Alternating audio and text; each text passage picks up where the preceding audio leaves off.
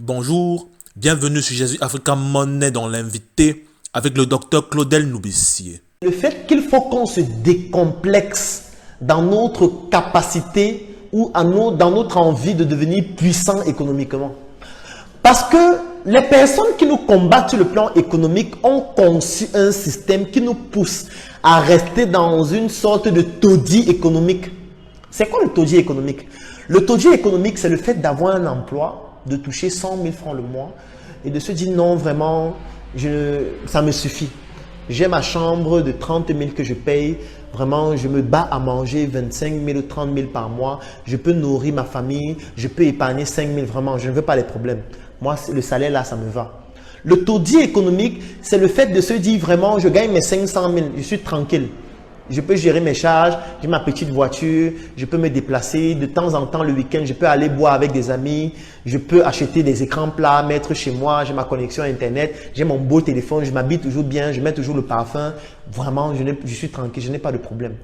Le taudis économique, c'est le fait d'avoir une entreprise et de générer un chiffre d'affaires de 1 million par mois ou de 5 millions ou de 10 millions ou de 50 millions ou de 100 millions. De se dire vraiment, je génère déjà mes 50 millions par mois, je suis tranquille. Vraiment, je peux payer mes salariés, je peux gérer mes charges, je n'ai pas de problème, j'ai ma belle voiture, je me gère tranquille.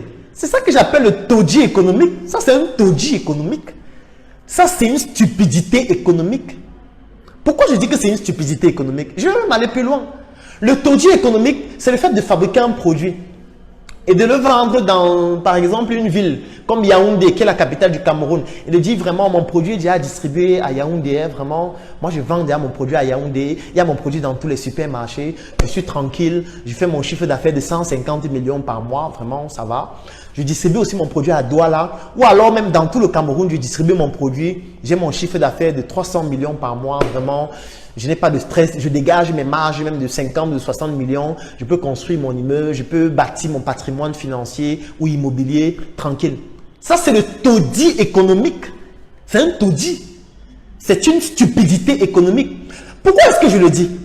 Je le dis parce que ceux qui nous mènent la guerre sur le plan économique, ces étrangers-là, ils ont conçu un système où nous devons rester dans un taudis économique.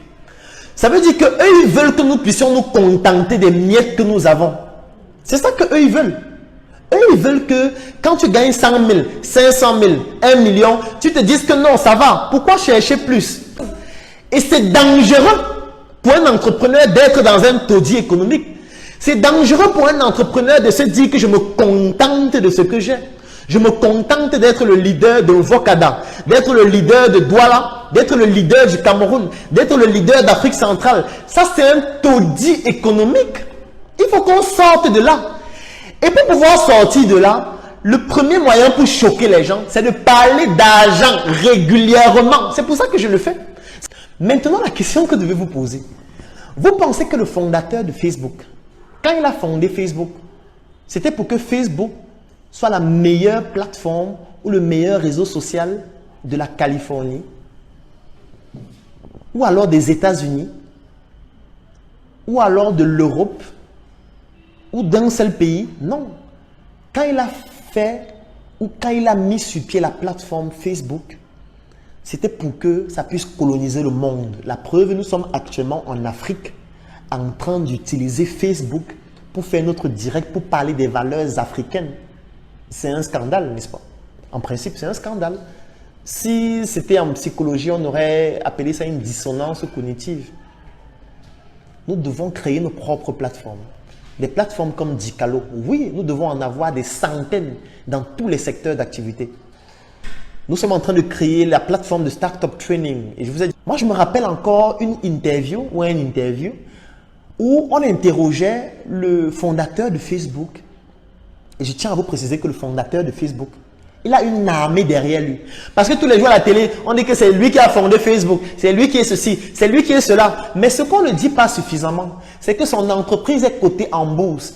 Et que pour investir dans une entreprise en bourse, on ne regarde pas que tu es de l'Est du Cameroun, tu es du Sud du Cameroun, donc tu ne peux pas investir. Tu es de l'Ouest, tu es du Centre, tu es du Nord-Ouest, tu es du Sud-Ouest, tu es anglophone, tu es francophone, tu es lusophone, tu es africain. Non, on ne regarde pas ça quand on veut investir dans une entreprise en bourse.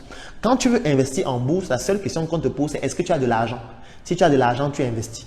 Il y a beaucoup de gens qui ne savent pas que Facebook, il y a des Russes qui sont actionnaires dans l'entreprise Facebook. Il y a des Chinois actionnaires dans l'entreprise Facebook. Il y a des Indiens actionnaires dans l'entreprise Facebook. Il y a même des Africains aussi actionnaires dans l'entreprise Facebook. Facebook, c'est une entreprise qui appartient à des millions de personnes. Donc, il y a des millions de personnes qui ont décidé de mettre leur argent, se mettre ensemble leur réseau, leur logistique, leur plateforme pour pouvoir développer un seul réseau social sur lequel nous sommes en train de faire le direct aujourd'hui. Et vous voulez concurrencer ce réseau social en étant un programmeur seul dans votre chambre où vous n'arrivez même pas à payer le loyer pour dire que vous allez programmer un réseau social pour concurrencer Facebook? Vous êtes sérieux? Vous pensez qu'on peut combattre une armée en mangeant le tapioca au quotidien sans sucre parce que le sucre il est dans la tête? Ce n'est pas possible. Pour affronter une armée, il faut une autre armée. Bâtissons notre armée sur le plan intellectuel, sur le plan économique, pour ne plus rester dans le taudis économique et le taudis financier dans lequel nous sommes, où nous voulons toujours nous contenter des miettes qui ne valent rien. Rien. Et c'est comme ça que l'interview passe. Où le fondateur de Facebook vous dit que la première année où il a lancé son projet, il ne gagnait pas d'argent. Il fonctionnait à perte même. Et que vraiment, ils sont en train de se battre pour trouver comment faire pour développer un vrai business model qui va leur permettre de gagner de l'argent. Et moi, je suis allé faire des recherches pour essayer de savoir que mais le gars s'est dit qu'il ne gagnait pas de l'argent. Comment alors il faisait?